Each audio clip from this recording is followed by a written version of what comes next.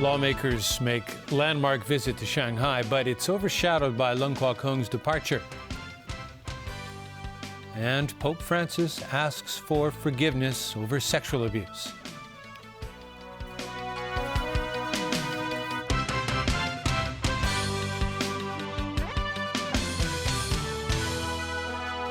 Good evening. A majority of the pan-democratic lawmakers who are visiting Shanghai refused to participate in events slated for today. The trip has been marred by the departure of Leung Kwok-hung of the League of Social Democrats last night.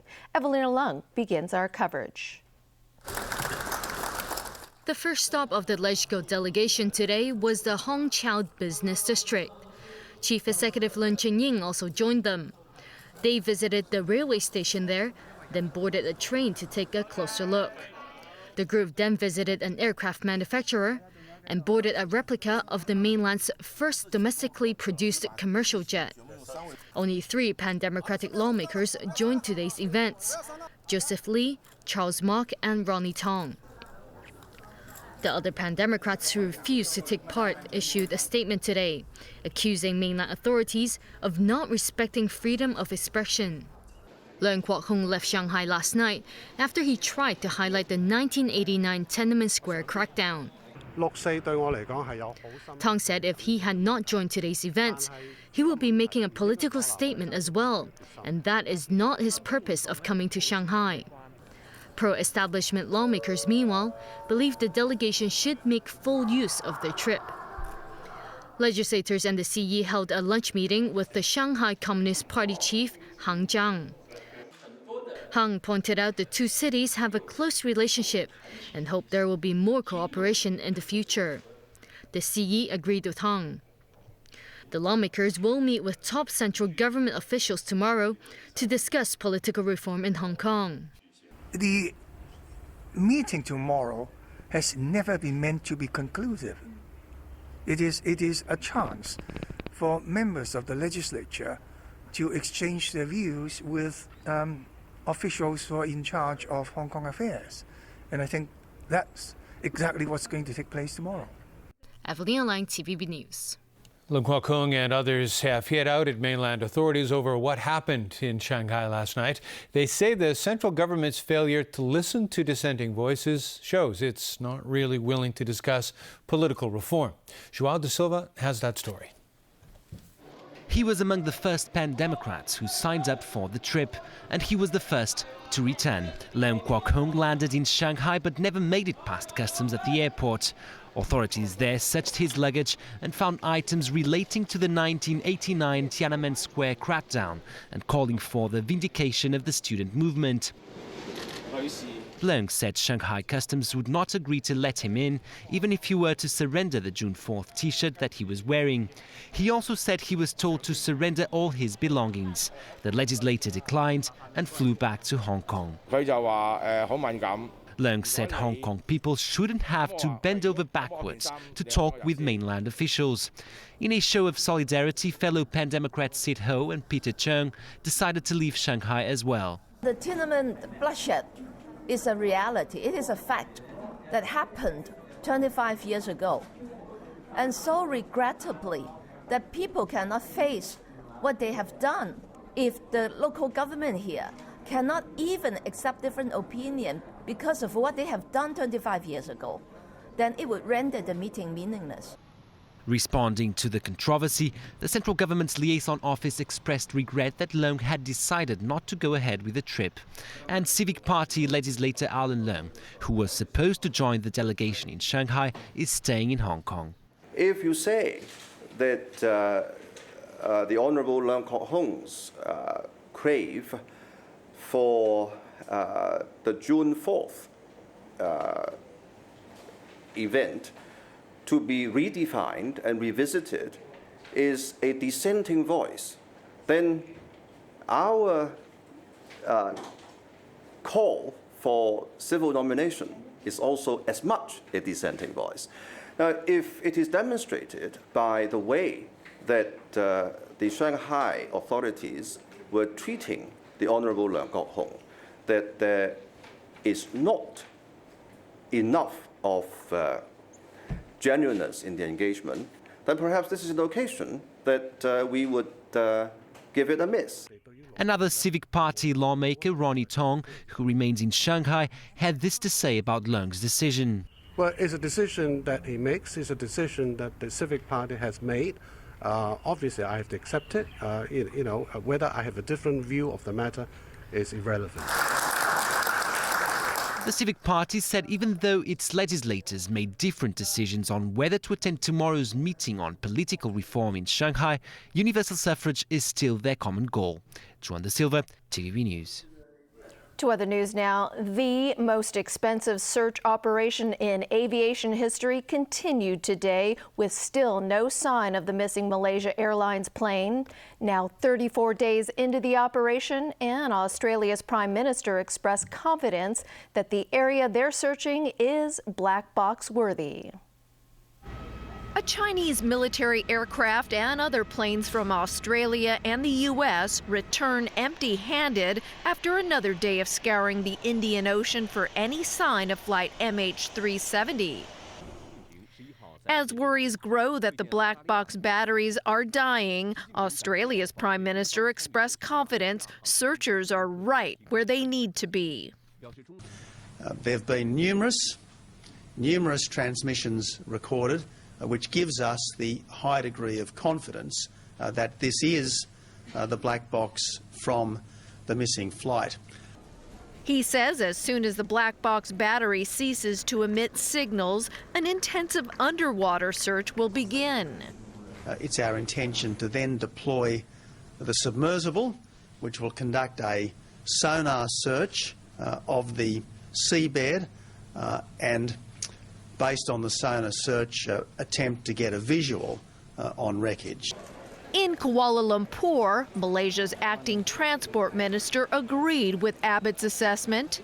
Any lead, and this might be one of the more cautiously optimistic lead that we have, because the signals are similar to a black box.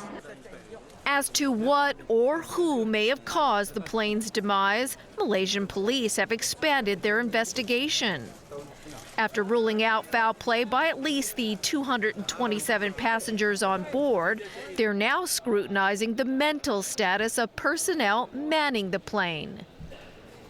Authorities won't divulge if the theory that the pilot flew a suicide mission is true, but they are following up on leads that Captain Zahari Ahmed Shah was having major relationship problems. The United States has blocked Iran's selection for its envoy to the United Nations. It informed Iran it would not grant a visa to Hamid Abu Talebi, a member of the group responsible for the 1979 takeover of the U.S. Embassy in Tehran. The move comes after Congress passed a bill barring his entry.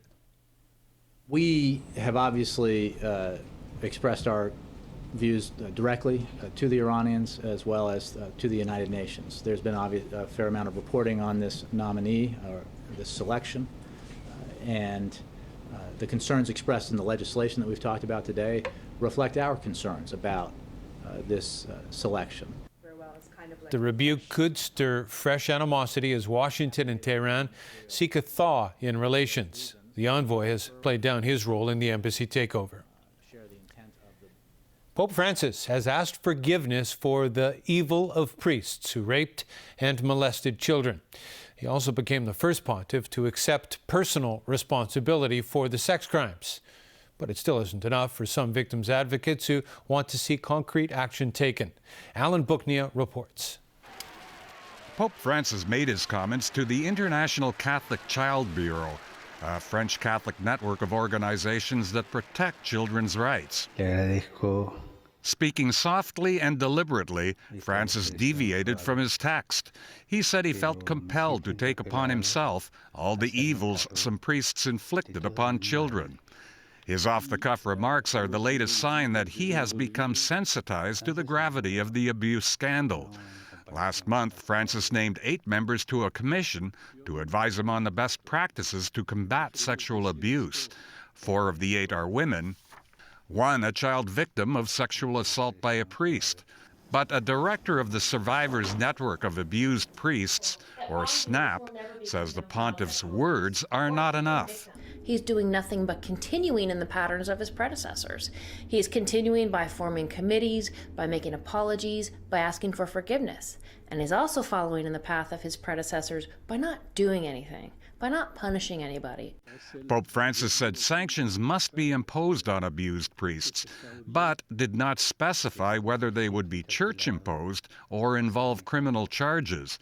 The church has been accused of merely moving known offenders from parish to parish instead of defrocking them immediately. The only thing that would solve all of this is if the Vatican turns over everything they have to external civil and criminal authorities, and if they punish wrongdoers. Pope Francis's comments on abusive priests were excluded entirely from the Vatican television edit for its audience, and not made public until media outlets requested the full video of his speech. Alan Bookniat, PVB News. There's still a lot more to come in our newscast as Barack Obama nominates new health chief. A fatal motorcycle crash in Tai Po. And Bubba Watson on fire at Augusta National.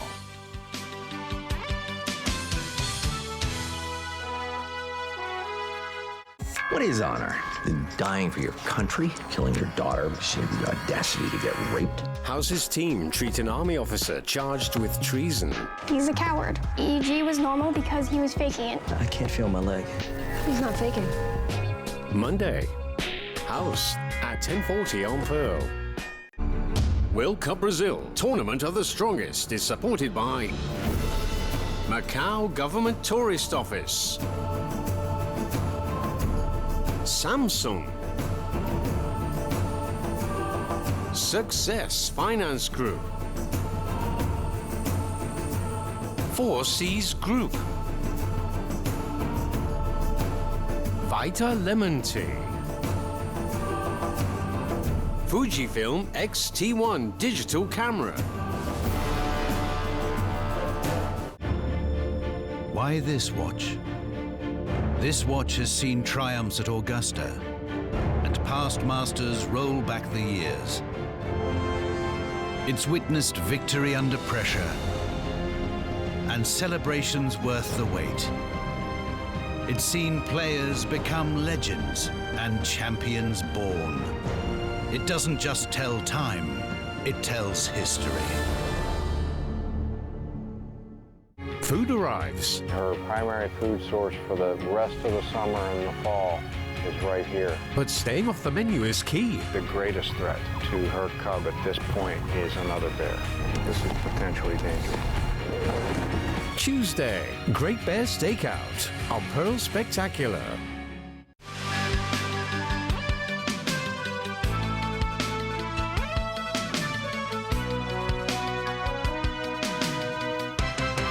Welcome back. U.S. President Barack Obama has nominated his budget director to replace Kathleen Sebelius as Health and Human Services Secretary. Sebelius was blamed for the disastrous rollout of his signature healthcare law. It's a strategic move, with Republicans planning to exploit Obamacare in upcoming midterm elections. NBC News reports. It was an appropriate metaphor for the woman who has been at the center of the healthcare rollout firestorm, a goodbye glitch. And knowing they can take care of themselves and their families. Unfortunately, a page is missing. Glitches aside, the president praised Sebelius for steering the sweeping health reform into practice and for enduring lots of heat. She helped guide its implementation, even when it got rough. She's got bumps, I've got bumps, bruises.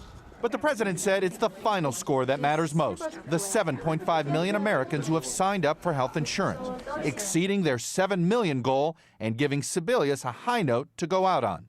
Madam Secretary. But there had been hints for months that her job was in jeopardy. In an interview back in November during the darkest days of the healthcare rollout, the president questioned her management skills. Still have full confidence in